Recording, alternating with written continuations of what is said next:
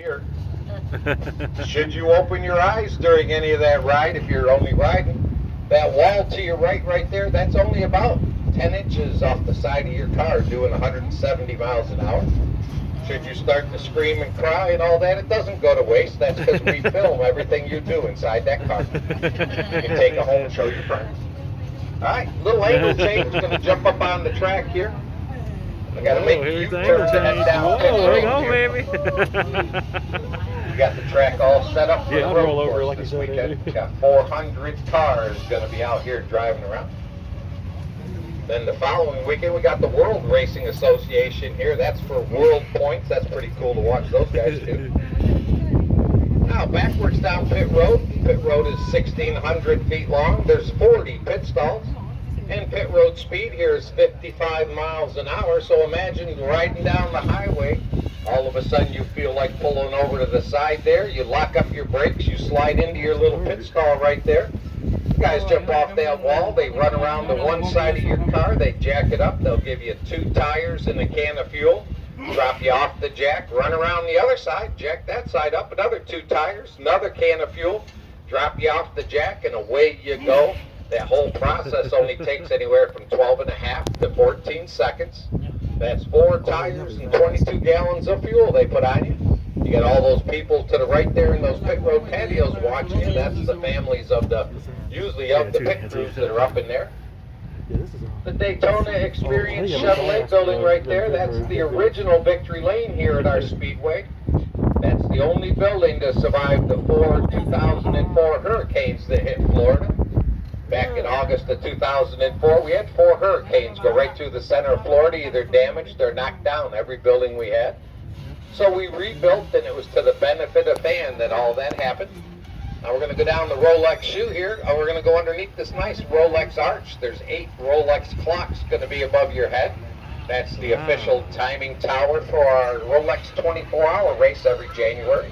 It's a great sports car race that goes for 24 hours. To the left is the new victory lane. They just put a coat of paint in there, so they're asking that we don't walk all over it right now, but they just painted it, getting it all purdied up. That looks a lot bigger on TV, but that's all the space you got in there. But you can buy a ticket to this glass building right here.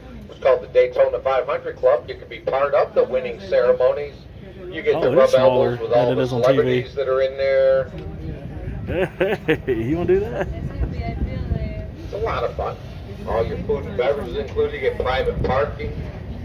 Yes. Now going into the blue garages here. These blue garages are what's known as the Xfinity garages. There are actually 66 garages over here. We got a lot of garage areas during all the race weekends here. We normally got all 4 of the NASCAR series here. We got the Cup cars, the Xfinity cars, the trucks, and the ARCA cars. So we got to make sure we got everything. Again, each garage area has its own Sunoco fueling station, its own Goodyear tire building. Now, another good thing about those hurricanes that came through, like I say, that was the best thing that happened for the fans, is that there are no more privacy fences in this infield. Anywhere you look, you can get right up close to the racing surfaces here. You can get so close to the infield road course part here, they can almost touch the cars as they're going by you. That'll be on your right-hand side, right here on the other side of that blue guardrail. You'll see 2 180-degree turns. The inside turn's used by just the go-karts when they're here, but this outside turn is used by the stock cars, sports cars, motorcycles. They all use these turns here. When they come sailing down through here, they got to slow down so much to make that 180-degree right-hand turn. You can see the drivers working hard inside those cars. You can smell the tires and the brakes all heating up as they go by. And you can even hear the metal crunch as they lean on each other to make these corners. It's a lot of fun, and you're right up close to them to watch the whole thing. To your left coming up is the entrance to our fan zone. That's going to be our next stop. I'll explain why it's called the fan zone, how nice it is to be in there and get around.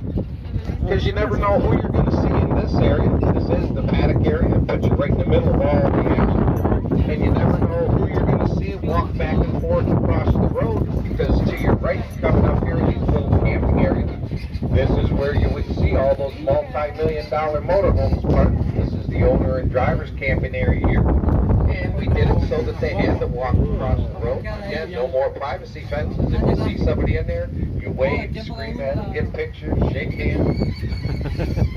What we're going to do right now, though, is we're going to pull in these yellow garages. These are the top of the line of NASCAR garages called the Cup Car garages.